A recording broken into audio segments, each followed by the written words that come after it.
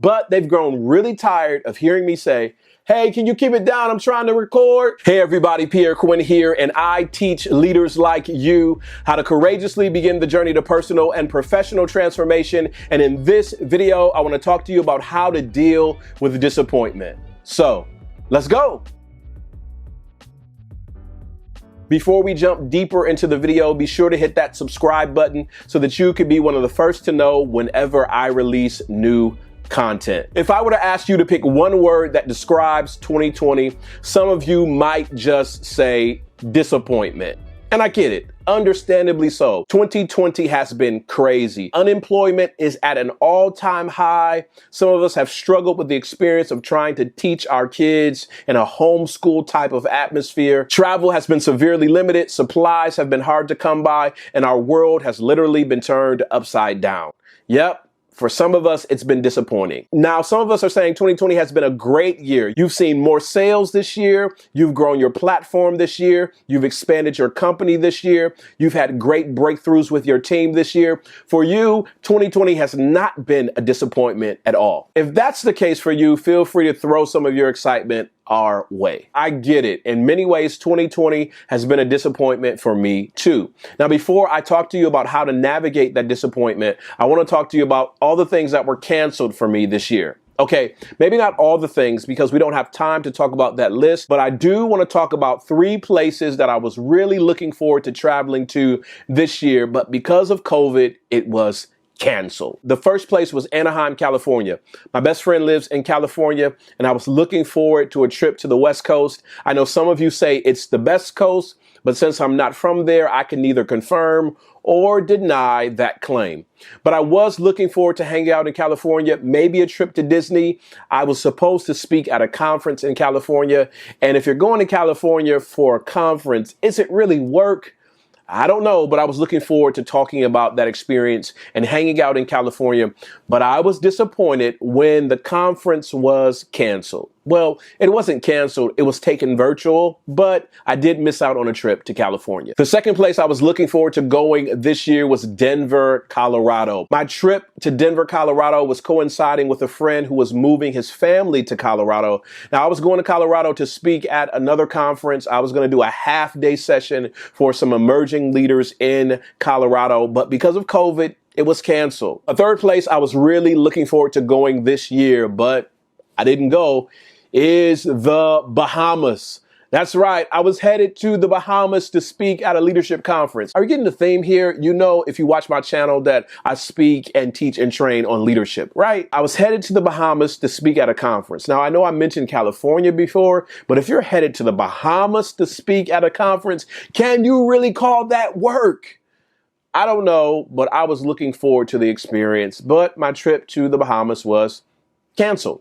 And I spent a couple of weeks looking at all of these cancellations and being a little frustrated, a little bummed, and a little irritated. Okay, I was low for a little bit. I mean, you miss out on Colorado, you miss out on California, and you miss out on the Bahamas. But then I realized I couldn't sit around and be bummed for the rest of the year. I had to switch my approach. So here are the 3 things that I've been using to navigate the disappointments that I've experienced in my life. And sooner or later, you're going to be disappointed. Number 1, you got to grieve the loss.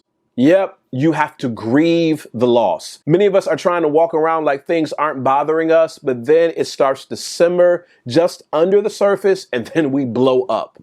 You got to grieve the loss. Grieve the loss however it's beneficial for you. Maybe that's a conversation. Maybe that's sitting in the corner and crying. Maybe that's a talk with your therapist. Whatever it is, figure out how to grieve the loss.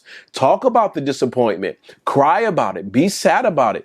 Go outside in the backyard and yell about it if you need to, but acknowledge that you are frustrated that you've lost out on this opportunity. And it's not necessarily a trip. Maybe you didn't close a deal. Maybe you embarrassed yourself and lost a sense of credibility. Maybe you offended somebody who was close to you. Maybe you didn't get picked for an important part or responsibility. Whatever it is, don't sit there and pretend like it didn't bother you. Now, I know for a lot of us, we're able to cope with the disappointments very quickly, but that doesn't mean that you're absolved from it bothering you. And your grieving doesn't have to be this huge thing. Sometimes it's just chatting with a friend over lunch and saying, man, I'm really upset I didn't get a chance to close that deal. When you grieve the loss, you give the people around you permission to grieve the loss that they experience, and it really helps to increase your emotional intelligence. The second thing that you have to do after grieving the loss is acknowledge your impact. That's right. You got to acknowledge your impact. Recognize if the missed opportunity or mistake is something that's directly your fault, and recognize when it had nothing to do with anything that you could have done. For me, Corona canceled a lot of trips this year, and I didn't have anything to do with that. But I do have control over my attitude and how I responded to those cancellations. So acknowledge your impact. What conversations do you need to have? Who do you need to apologize to? Where do you need to take ownership? In most cases, it's going to be an interpersonal exercise where you acknowledge this with someone else and accept responsibility for your impact. So after grieving the loss and after acknowledging the impact, the third part is you have to step into the opportunity. That's right. You got to step into the opportunity. So I missed out on Anaheim, I missed out on Denver, and I missed out on the Bahamas. I'm grieving the loss of that. I'm talking about it here, and I've talked about it with friends and family. Acknowledge my impact. I didn't have anything to do with missing out on those opportunities, but I do have responsibility on how I acted as a result. But I also have to recognize how I can step into the opportunities. John Maxwell talks about this principle. Sometimes you win and sometimes you learn. So even in the moments where you made incredible mistakes, you made huge blunders, or you even made a fool of yourself, recognize that there are opportunities. Maybe the opportunity is simply learning what not to do next time. I've experienced some incredible opportunities as a result of being disappointed by having 2020 trips canceled. One of those opportunities was being certified as a virtual speaker by eSpeakers. That simply means in a virtual environment, on a Zoom call, on a Skype call, on a StreamYard platform, I can do a good job of connecting with the audience and managing the technology. Another opportunity that I've been experiencing this year is restarting my YouTube channel. That's right. If I was traveling, if I was on the road as much as I really wanted to be this year, I would not have had the opportunity to take the time to restart the YouTube channel and hang out with some amazing leaders like you. The third opportunity that I've received as a result of having some things shift for me in 2020 is the experience of teaching and training virtually. I used to have to get on a plane and travel across the country. Now, don't get me wrong. I still want to get on a plane